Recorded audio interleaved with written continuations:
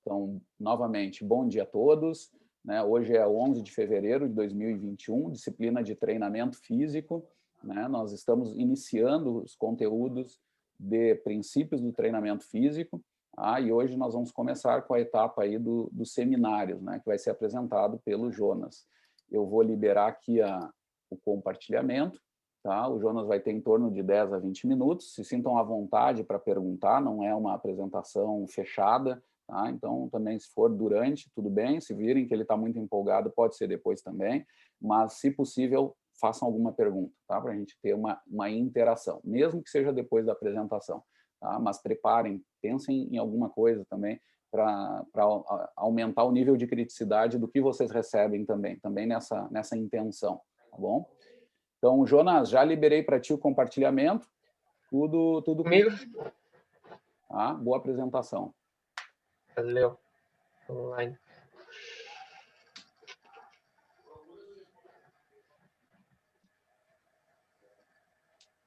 Vou esperar o Node responder aqui. Estou enxergando já a tela?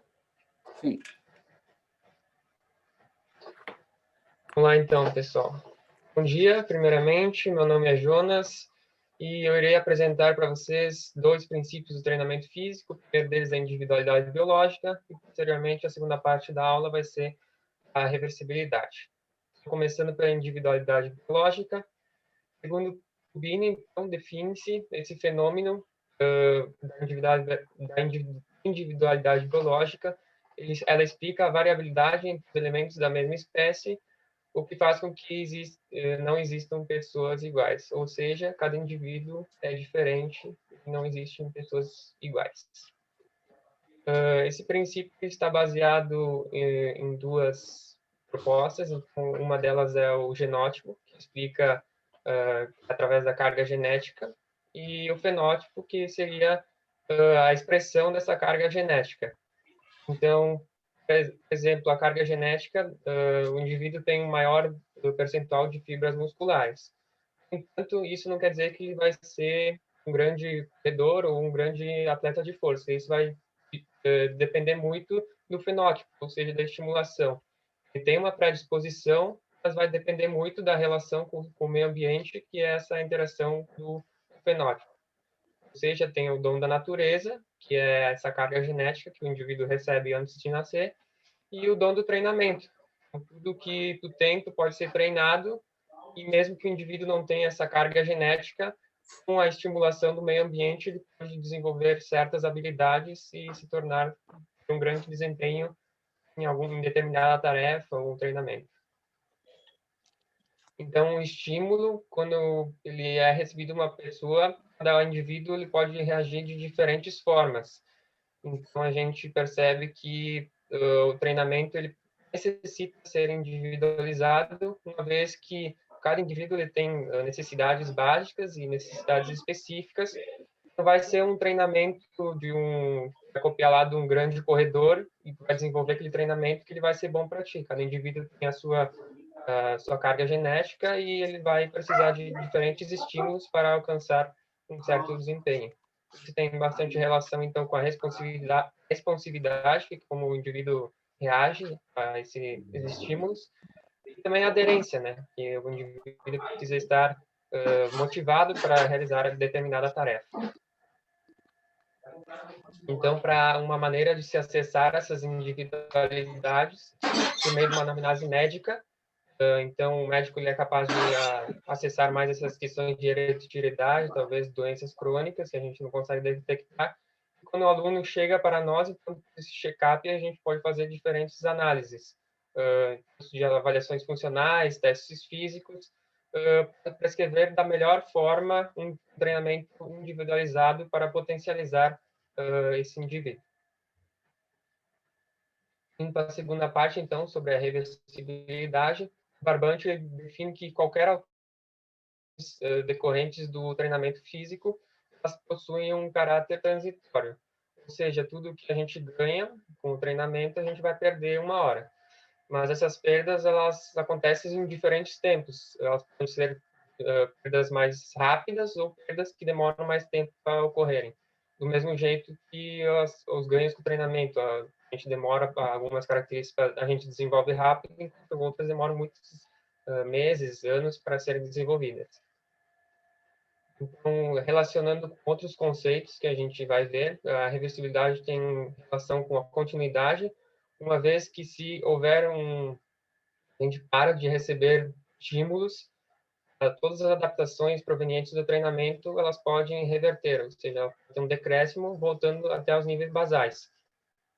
Relacionando, então, com a curva da supercompensação, outro conceito, a reversibilidade pode ser observada na parte da involução, ou seja, quando não há mais estímulos ou o estímulo é insuficiente para quebrar a homeostase, ao longo do tempo, essa capacidade de trabalho ela pode ser diminuída. Então, a reversibilidade ela aparece em diferentes contextos, como o treinamento reduzido.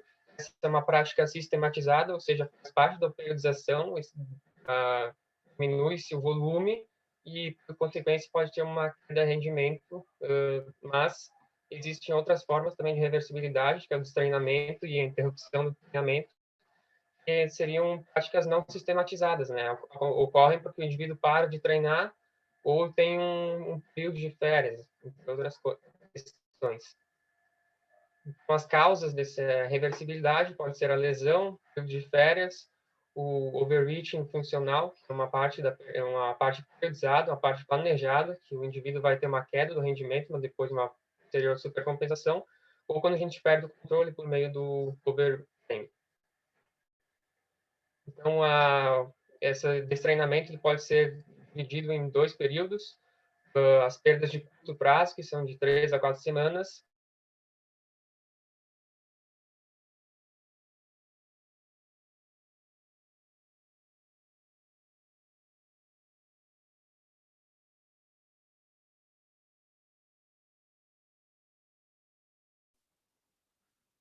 Então, as perdas de curto prazo, em até 4 semanas, o consumo de oxigênio pode ser reduzido de 4 a 14% em atletas altamente treinados e há um menor decréscimo em indivíduos com pouco treinamento, de 3 a 6%. Essa diminuição do consumo de oxigênio está relacionada a uma redução dos volumes sanguíneos e de proteínas plasmáticas, e que é a principal causa dessa redução no consumo de oxigênio. Então, aqui temos uma curva que ela relaciona a redução com o tempo de destreinamento em dias, e a gente vê que existe uma redução, ela vai aumentando, e nessas 4 primeiras semanas aqui, esse aumento é devido a perdas centrais, e depois, a posterior a 4 semanas, ela continua havendo um decréscimo no consumo de oxigênio, mas é mais relacionado com adaptações periféricas. Pelo princípio de Fick, qualquer alteração no consumo de oxigênio está relacionado tanto à diferença arteriovenosa ou como da diferença do débito cardíaco. Como a gente viu, existe uma redução no volume sanguíneo que vai impactar uma redução do volume sistólico. O corpo vai fazer um movimento para tentar manter esse débito cardíaco com o aumento da frequência cardíaca máxima. Porém, essa alteração não é suficiente para amenizar essa queda do débito cardíaco, que ocorre de 8% nas 4 primeiras semanas. Com relação a parâmetros metabólicos, então, a maior utilização de carboidratos como substrato energético, uma menor utilização de lipídios, pode ser observado por uma maior taxa de troca respiratória, e existem outros parâmetros também que vão diminuir. Um dos mais impactantes também é a redução do glicogênio muscular de cerca de 20% logo nas primeiras semanas. Então, as concentrações de lactato sanguíneo, elas aumentam ao longo do treinamento. A gente vê nesse gráfico aqui, ao longo dos dias ela vai aumentando.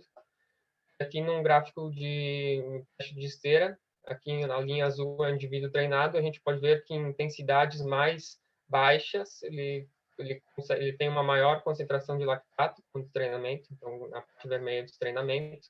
E existe também um deslocamento à esquerda, esse limiar de lactato, primeiro limiar, ou seja, com a mesma intensidade, por exemplo, aqui de 12 km por hora, o indivíduo destreinado tem um aumento nas concentrações. Ó, aqui vai em 2 para a concentração e aqui já está em 6 para a mesma intensidade. Com relação a características morfológicas, então, existem reduções na densidade, na atividade de enzimas, na produção de ATP, e no primeiro momento não existe diferenças aqui são observadas muitas diferenças na diferença arteriovenosa e na distribuição de fibras, então não é muito alterada a estruturação do músculo. E também a gente observa diminuições da área de secção transversa para atletas de força ou aumento em atletas de resistência. Com relação à manifestação da força, então a capacidade de produção de força desses indivíduos não chega a ser alterada. Por exemplo, eles realizaram um teste de força máxima no supino, não vai ser encontradas talvez diferenças, mas na força específica, por exemplo, um nadador aplicando força na água, pode ser observadas reduções, como na força excêntrica e também na potência. Agora a gente vai ver as perdas a longo prazo. Então, essas primeiras perdas foram mais metabólicas, a gente agora vai ver que as perdas a longo prazo são mais estruturais. Então, o consumo de oxigênio continua reduzindo, cerca de 6 a 20% em atletas mais treinados, e pode retornar aos níveis basais em indivíduos com pouco de treinamento. Isso pode estar relacionado com o declínio das dimensões cardíacas, perdas estruturais, e na eficiência ventilatória. E isso resulta, então, em menores tempos até a exaustão. Então, são observados 24% na redução do tempo após 5 semanas de treinamento.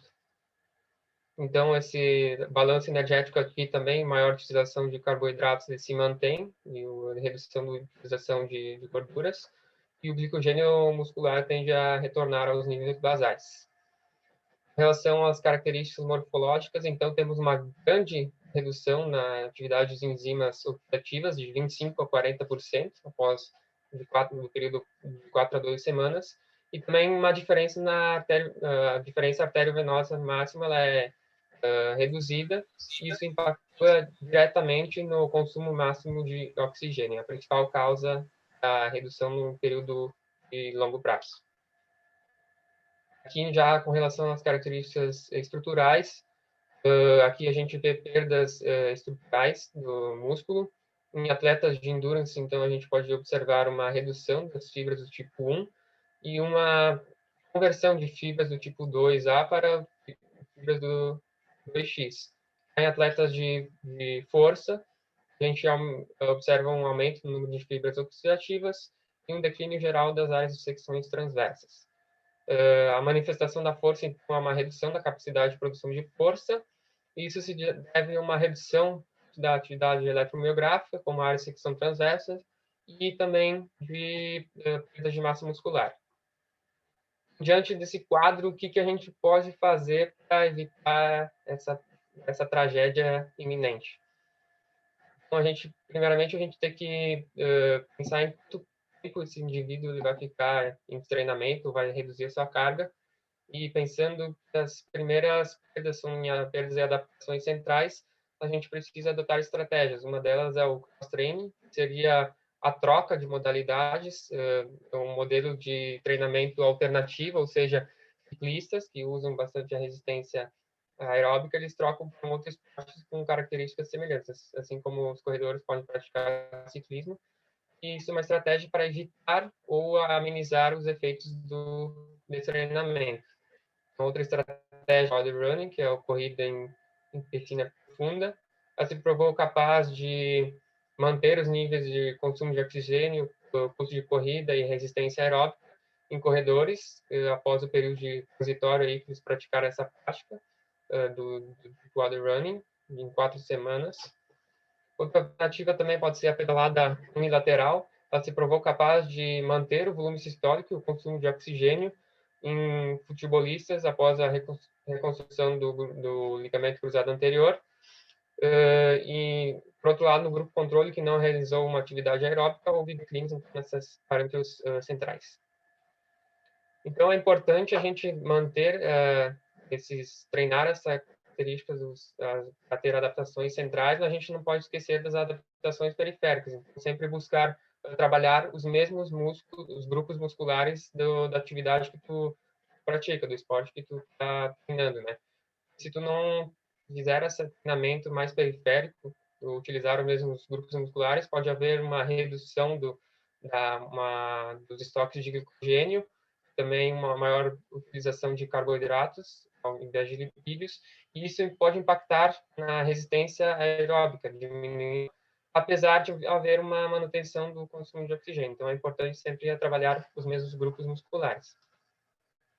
E, por fim, aqui eu trago para vocês um estudo recente aí do Roney, do grupo do Roney, com os jogadores de futebol, que eles fizeram uma comparação do destreinamento causado pelo período de férias, ali de 2019 para 2020, e o destreinamento causado pelo período de quarentena, né, que foi ali de março, duração de 63 dias. Eles fizeram uma análise para ver se havia maiores reduções no período de quarentena das capacidades físicas comparado com o destreinamento do período intertemporadas.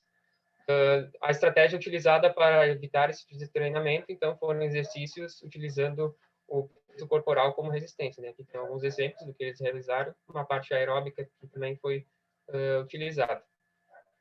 Então, foi observado aumentos na massa de gordura e na massa corporal, uma redução do salto com contramovimento, então, de 43 para 41, e reduções no tipo de sprint em 10 e 20 metros. Por outro lado, a capacidade de força, de modo geral, ela foi mantida aqui, a força do discos tibiais, a força absoluta dos discos tibiais, a excêntrica, e o teste de cardiorrespiratório também foi mantido. Então, eles adotaram a estratégia para evitar o destreinamento e eles foram, acho, bastante eficazes, uma vez que as perdas foram mais específicas, a capacidade de força, de modo geral, conseguiu ser mantida, assim como a capacidade aeróbica. Para isso, pessoal, qualquer dúvida, momento das perguntinhas. Muito bem, Jonas. Parabéns pela apresentação. Foram aqui em torno de 16 minutos. Tira ali o compartilhamento. Deixa eu fazer só umas considerações gerais. Assim. Queria parabenizar, acho que para a primeira apresentação é muito bom quando a gente levanta a trava, né? Então, a barreira ali ficou muito bom, assim. Até o padrão de apresentação se nota que é um aluno de grupo de pesquisa aí, que participa em grupo de pesquisa. Isso é muito legal, que mostra que está funcionando aí a formação nessa iniciação científica. Bem legal, cara. A qualidade do slide também, gente, é um bom exemplo, tá? Eu queria deixar registrado isso. Usem como um exemplo ali os quadros com as cores diferentes, os esquemas, setas, assim. Então, passar a informação de um jeito mais simples para quem vai estar vendo, né? No tempo da apresentação, né? Lembrem que a gente tem 2, 3 segundos para captar aquilo que está sendo falado ao mesmo tempo e está sendo observado. Então, nós temos que usar esses recursos, como o Jonas falou, que nos ajuda a registrar um pouco mais a informação, tá? Muito legal. O conteúdo também foi bem completo, até com exemplos de pesquisa, tá? Eu acho que isso nem era obrigatório, mas isso é uma boa coisa para se fazer, tá? Bem legal mesmo. E também, adicional a isso, que é um tipo de pesquisa de altíssimo nível, em revistas das melhores do mundo, e com coisa publicada nossa, né? Com gente que era lá, o Grazioli, que era um aluno que estava até bem pouco tempo no lugar onde vocês estão sentados. Então, acho que isso aí é um bom exemplo, assim, para vocês verem até que a gente pode fazer coisas muito impactantes e tal, tá? Também sobre esse assunto e até, inclusive, sobre o Covid, que é um assunto ainda que nos faz pensar mesmo, né? O que acontece ali, a comparação de uma pré-temporada, ali um período de transição para um Covid, né? Para uma pandemia e tal, o que acontece. Bem legal, tá? O que eu queria adicionar, assim, ó, antes de abrir para perguntas, tá? Só dicas, assim, que eu acho que sobre esse assunto que são super importantes a gente lembrar.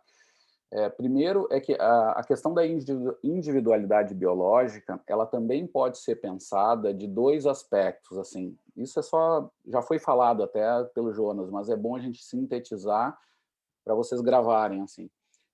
A questão é que a gente pode pensar essa individualidade do ponto de vista mais simples, que é simplesmente agudo, né? Então, eu sou professor lá de musculação. Meu aluno começa um aquecimento no ciclo ergômetro, ali na musculação, né? As respostas de frequência cardíaca dele vão ser diferentes de outro aluno que vai começar naquele mesmo dia, com a mesma temperatura, no ciclo ergômetro exatamente igual, do ladinho ali, os dois vão treinar, tu vai dar cargas lá, tu pode até querer predizer elas melhor, assim, olha, esse cara tem tantos, existem algumas equações que predizem algumas intensidades de exercício, por exemplo, percentual da frequência cardíaca máxima ou de reserva, e a gente sabe que a resposta não vai ser exatamente igual para os dois, mesmo que a gente controle. Essa é a primeira visão da individualidade biológica, né? As respostas agudas não são exatamente iguais para diferentes indivíduos, por duas razões que o Jonas falou bem, assim, resumindo, questões genéticas e ambiente, né? Vamos definir isso. Inclusive, né, os gêmeos, lá o exemplo dos gêmeos, se a gente coloca pessoas, gêmeos univitelinos, eles vão ter respostas um pouco diferentes também, porque as experiências deles foram diferentes e, né, e essa variabilidade biológica nos impõe isso. Muito bem. Agora, a gente tem que pensar também que essa individualidade vai acontecer a médio e longo prazo. Aí vem uma variável que o Jonas falou bem, que é a questão da responsividade, né? Que é aquela palavra difícil da gente falar quando está bêbado, né? Então, assim, ó, o que acontece? Se o cara é responsivo ou não, se ele é um responsivo positivo, negativo ou não responsivo, né? Isso nós vamos descobrir com o andar da carruagem. Então, eu vou ter que avaliar bem, eu vou ter que ver bem aquelas respostas agudas, sabendo que trazem a resposta um pouco diferente, e cronicamente a pessoa vai se adaptando de um modo um pouco diferente. Eu vou ter que ter também um olhar sobre isso. Quem treina no mundo real e acompanha mesmo seu aluno vai ter que olhar isso. O cara responde mais ou menos para determinados tipos de treinamento. Eu vou ter que ir anotando e tentando entender o que a ciência me diz sobre isso também. Quais são as maiores probabilidades, o que eu tenho que fazer quando o cara é não responsivo, quando ele é responsivo. Né? Essas são questões mais difíceis, que a gente sabe menos, inclusive. E a gente tem que procurar entender e resolver. No mundo real, mesmo que a literatura não traga, a gente vai ter que resolver no mundo real. Nós vamos continuar dando cargas para aqueles caras e esperando alguma adaptação. Então, a gente tem que ir atrás dessas respostas e também, com a experiência, tomar decisões. Então, aí vem uma individualidade de longo prazo também, que muitas vezes o pessoal esquece, né? Que fica muito preso a o que acontece no dia e tal. Não, tem coisas que até vão nos deixar mais tranquilos, porque existe uma variabilidade biológica, né? E aí eu trago para vocês, assim, é muito comum hoje em dia, nos estudos de treinamento, os pesquisadores apresentarem as respostas individuais. Então, são geralmente gráficos que são de linha, de pré e pós. Então, tu vê lá, são 20 sujeitos que passaram pelo treinamento, tu vai ver 20 linhas, né? E, claro, tem algumas que vão subir, é uma linha que sobe, que significa que melhorou aquele aspecto. Tem outras que podem ficar assim, não é incomum acontecer isso, tá? É bem comum acontecer pessoas que não melhoram aquilo que se treinou, né?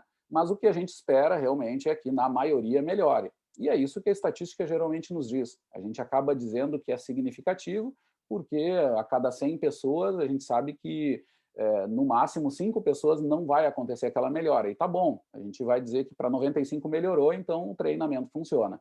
Agora, quem está na realidade tem que saber que tem casos que não melhoram. Aí vem essa estatística mais individual, tá? Ou mais ligada a tamanho de efeito também, que é uma outra forma lá, matemática, de descrever esses efeitos aí de treinamento. E a gente tem que estar atento, pelo menos para saber e ficar tranquilo. Diz, olha, eu fiz tudo certo, o cara não melhorou. Bom, ele talvez esteja naquele grupo e talvez não melhore.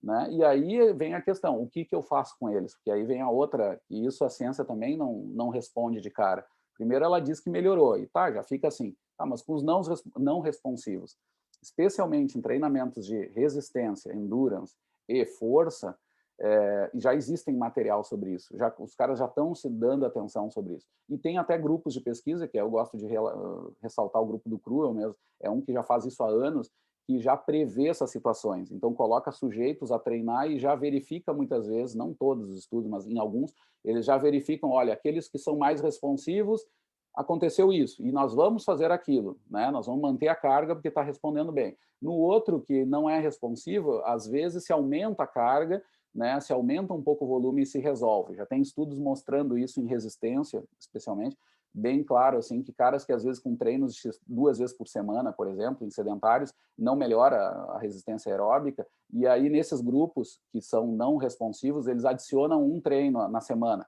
3 ou 4, eles às vezes duplicam o volume, e aí aparecem os resultados. Aí mostra que, olha, para aqueles caras não responsivos, tem que ter mais frequência de treino. E aí vocês já sabem, quem está no mundo real já sabe, pô, eu tenho que treinar, não está dando resultado, o que eu posso fazer? Nesse caso, 2 vezes por semana não adianta. E isso é uma coisa que acontece e até já está bem descrita na literatura, se a gente for atrás, tem, né? Então, essas coisas vocês têm que ver, está tudo dentro desse problema da individualidade biológica. Diga, Ramiro.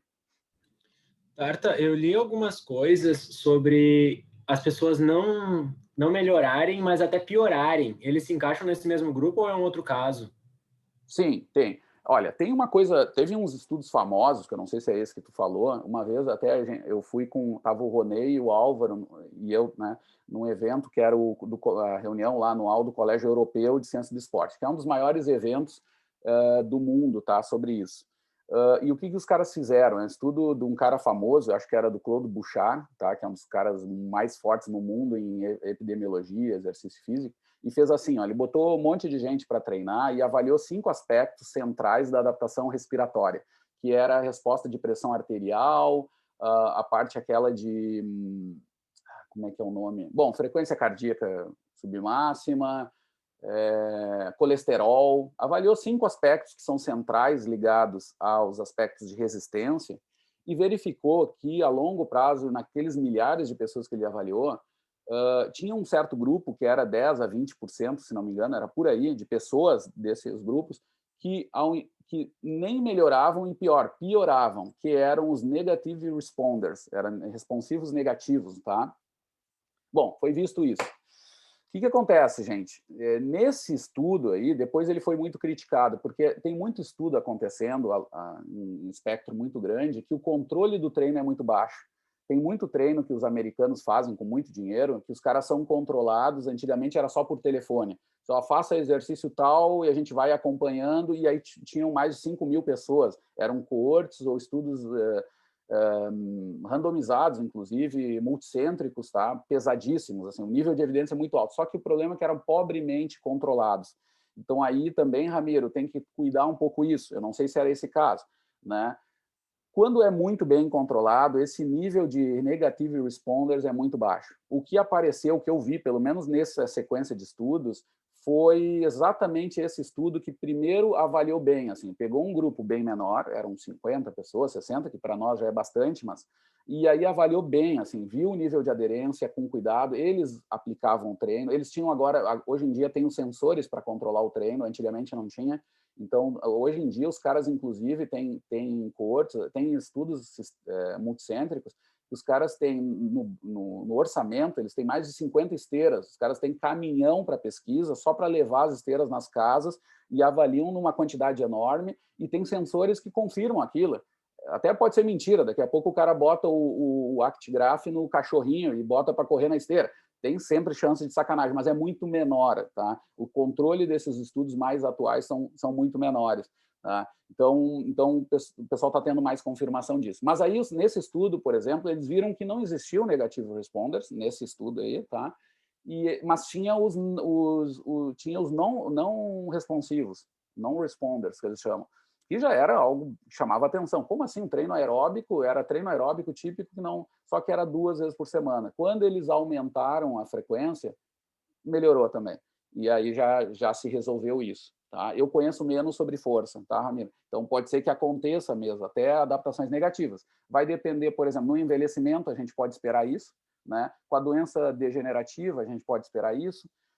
Em condições específicas, se tu tem um cara que treinou muito, né, aí tu tem que pensar o cara que vem de um treino muito forte, é ex-atleta, né, começa a treinar alguma coisa. A gente pode esperar resultados negativos. Então, essas coisas, como o Jonas falou, é importante. E tem uma figura do Jonas que foi super legal de ver, assim, que é pedagógica, é uma curvinha de livro, assim, né? São só a supercompensação, aquela contínua. Tu dá o estímulo, o cara piora, depois melhora, tem supercompensação.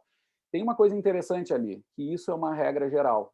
E aí eu complemento um pouco, já fugindo um pouco da pergunta do Ramiro, mas que é assim, ó, e é uma das mensagens que o Jonas falou, deixou um pouquinho implícito e eu deixo explícito. Gente, quase sempre, a regra geral é que a reversibilidade, ou adaptação negativa, ela é mais rápida. Bota, Jonas, já que tu está ali naquela figura mesmo, daquelas curvinhas de supercompensação contínua lá. Tá? Vejam que a inclinação daquela curva, que o Jonas vai mostrar ali, ela é mais lenta para subir, a adaptação positiva é mais lenta do que a adaptação negativa. Tá? Não é por coincidência, não é a figura grande, mas é essa pequenininha aqui, as curvinhas aqui. Vejam que a queda ela é mais íngreme. Né? Isso significa aquilo que a gente sabe na prática de treino. Na maioria das vezes, não é sempre, porque tem coisas que às vezes não perdem tão lentamente, mas em geral, nós pioramos mais rápido do que melhoramos. Tá? E a mensagem prática é o seguinte, para quem é treinador e para vocês que vão ter que falar para o aluno de vocês, é o seguinte, gente, alunos, tomem atenção, prestem atenção. Se vocês faltarem um dia de aula, ou uma semana de aula, ou um mês de aula, o que vocês perdem em treinamento não é só aquele dia, ou aquela semana, ou aquele mês. O que vocês perdem é todo o tempo que vocês vão precisar retreinar para voltar ao ponto onde vocês estavam, que é mais lento do que a queda. Isso significa, na prática, que vocês não perdem só aquele dia, não perdem só aquela semana. Né? Em geral, vai depender muito, um dia quase sempre não se perde tanto, mas pensando em uma semana de falta, etc., tu não vai perder só aquela semana. Tu tem que botar na cabeça do aluno que tu perde todo o tempo que tu leva depois para voltar, que não é uma semana, é mais tempo. Tá? Então, isso tem que ser falado, por isso da importância da manutenção, né? Por isso da importância de evitar a reversibilidade. Tá? E até ter estratégias quando tem lesão, que o Jonas colocou ali, que é super importante. Mas eu dei uma volta toda. Ramiro, eu te respondi aquela pergunta inicial lá sobre os negative responders, os responsivos negativos? Respondeu. No final ficou na questão de não ter sido bem avaliado, né? De não ter sido bem cuidado. Olha, a maior parte dos estudos tem esse problema. Quando acontece isso, deem atenção, porque assim, ó, o que acontece é, na ciência do exercício, às vezes o pessoal não entende o todo, tá? Mas tem coisas que são importantes. Por exemplo, depois que a gente descreve os fenômenos, a gente faz os estudos de laboratório, que nós fazemos muito, tá? Inclusive esse estudo do Grazioli tem esse contexto, é tudo muito controlado, etc. Tem um outro nível de estudo que vai para o campo da atividade física e para a comunidade, um nível de comunidade, que é importante, porque é o mundo real. Tá? Eu já dei revisão lá de trabalhos, por exemplo, que o pessoal pega lá bairros da periferia de Boston e botam milhares de pessoas a treinar sobre uma metodologia, o Pilates, por exemplo. E aí eles botam centros sociais lá a treinar. Eles têm muito clubes, né, de bairro lá nos Estados Unidos, então eles botam lá, distribuem e treinam milhares de pessoas. Isso é importante também ver o que acontece na comunidade. Porque, claro, o controle não vai ser tão bom, a realidade ali, qual é dos espaços, será que os equipamentos são os mesmos? E isso é importante, ver depois o resultado disso na comunidade. Mas a gente tem que entender também o que está sendo feito, porque não adianta, mas na comunidade não tem nenhum Pilates, então tá, não tem nenhum equipamento, então o Pilates é aquele simples, né? Não é com equipamento, não lembro, é o método, né? Seria só o Pilates simples, não lembro o nome. Mas é isso que a gente tem que ver. E aí, nós, pesquisadores, quando formos ler, nós temos que entender bem que nível de evidência aí, como foi feito isso para a parte do exercício, porque os médicos não dão tanta atenção. Tá? Eu tenho que resumir, não são todos, porque eu tenho uns parceiros lá no Clínicas que são muito bons, mas, em geral, eles, exercício bota lá e depois a gente vê, pergunta pelo telefone como é que foi. Não é bem assim, né? Tem que saber bem o que fez e tal. Tá? Pessoal, eu vou parar a gravação aqui, mesmo que tenham perguntas, mas só porque estendeu um pouquinho. Deixa eu ver